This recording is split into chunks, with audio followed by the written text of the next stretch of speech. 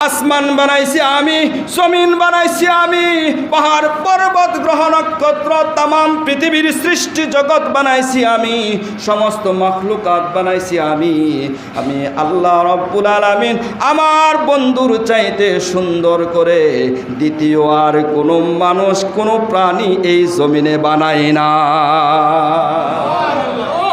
হযরত আমিনা বলেন, যখন আমার সন্তান মুহাম্মদের দুধ পান করার মেয়াদ 2 বছর পার হয়ে গেল, হযরত আমিনা বলেন হালিমাতুস সাদিয়া তার আদব অনুযায়ী আমার সন্তানকে নিয়ে আমার কাছে চলে আসলো। আমার কাছে চলে এসে বলতেছেন, আমিনা, জিন্দেগিতে কত শিশু সন্তানকে দুধ পান করাইলাম, কত সন্তানকে আমার বাড়িতে রাখলাম, কিন্তু তোমার সন্তান মুহাম্মদের মতো এত ভাগ্যবান সন্তান আর এত সুন্দর চেহারার অধিকারী শিশু সন্তান আমি জিন্দেগিতে দেখি নাই। নবীর সৌন্দর্যের উপর সাক্ষী দিতেছে, আদবের উপর সাক্ষী দিতেছে। আল্লাহ রসুল ছোটবেলা দেখে তার যে আদব আখলাক চরিত্র ছিল, সে আদব আখলাক চরিত্রের উপর আল্লাহ তাআলা সার্টিফিকেট দিয়ে দিচ্ছেন কি, ওয়াইন্নাকা লালা খুলুকিন আযীম।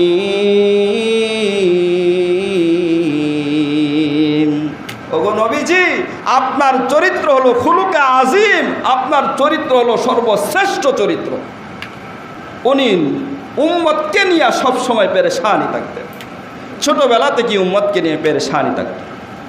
রাসূল আরবি সরকার দু জাহানকে নিয়ে প্রশংসা করতেছে কে, হালিমাতুস সাদিয়া রাদিয়াল্লাহু তাআলা আনহা আমিনার কাছে এসে বলতেছেন, আমিনা গো, জীবনে কত সন্তান দেখলাম, কিন্তু তোমার সন্তানের মতো এত মুআদ্দব আদবওয়ালা এবং এত সুন্দর সন্তান জিন্দেগিতে দেখি নাই।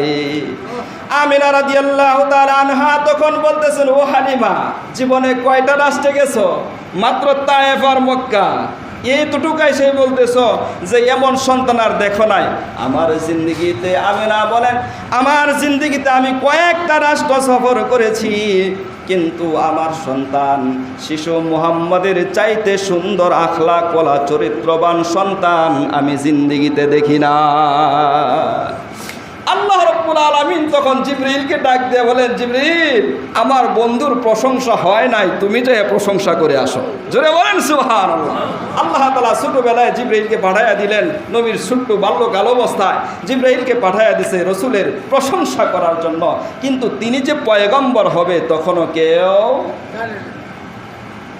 জিবরিল আলাইহিস সালাম মানুষের সুরত নিয়ে আসছে, মানুষের সুরত নিয়ে এসে বলতেছেন, ও আমিনা, জীবনে কয়েকটা রাষ্ট্র সফর করে বলতেছো তোমার সন্তান মুহাম্মদের চাইতে সুন্দর কোনো সন্তান দেখো নাই।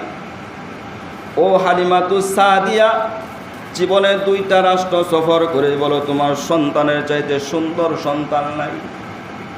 অনুমান করে কথা বলিও না, অনুমান করে কথা বলা আল্লাহ পছন্দ করে নাই। কিন্তু আমি এমন একজন ব্যক্তি, চোখের পলকে পৃথিবীর এক রাষ্ট্র থেকে অপর রাষ্ট্রে চলে যেতে পারি।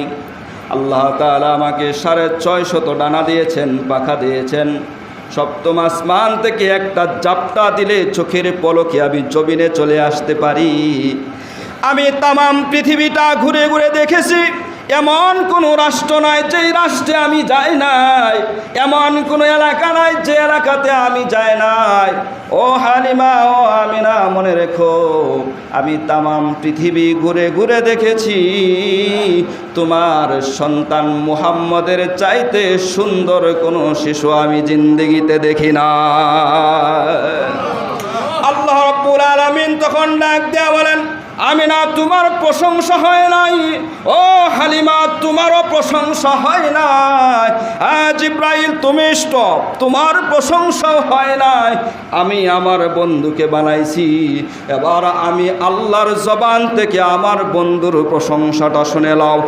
তিনি হলেন আপনি আমার পয়গম্বর, বিশ্ব নবী, সরকারে দু জাহান নবী মুহাম্মদুর রাসূলুল্লাহ সাল্লাল্লাহু আলাইহি ওয়াসাল্লাম। নবীজি শুধু সুন্দরই ছিলেন না, আদব আখলাকের দিক দিয়ে উত্তম চরিত্রের অধিকারী ছিলেন। কারণ আল্লাহ স্বয়ং স্পষ্ট কোরআনের মধ্যে স্পষ্ট ভাষায় নবী সম্পর্কে আপনি আমার পয়গম্বর নবীজি সম্পর্কে সার্টিফিকেট দিয়ে দিয়েছেন, ওয়াইন্নাকা লাআলা খুলুকিন আযীম। আমি বিশ্ব নবীকে পৃথিবীতে পাঠাইছি উত্তম চরিত্রের অধিকারী করে।